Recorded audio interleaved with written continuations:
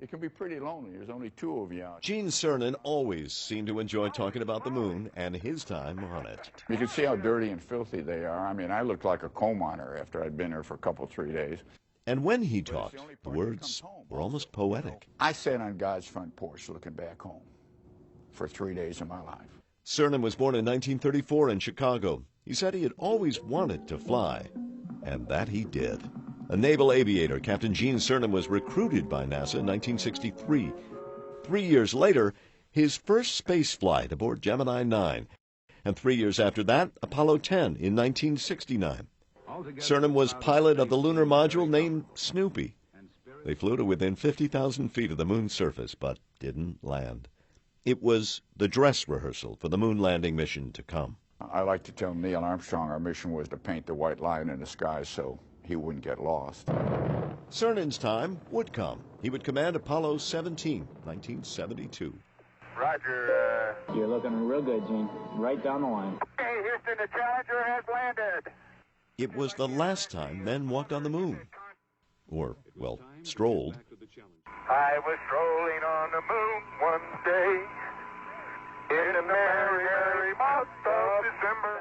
Cernan and Harrison Schmitt spent 3 days setting up experiments and exploring in the lunar rover at a place called Taurus Littrow.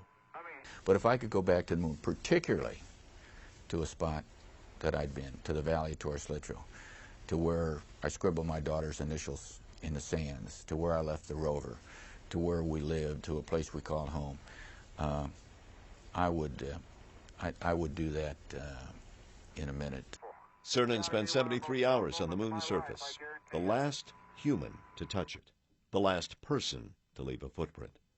Cernan didn't fly again and left NASA in 1976, after that going into space-related business.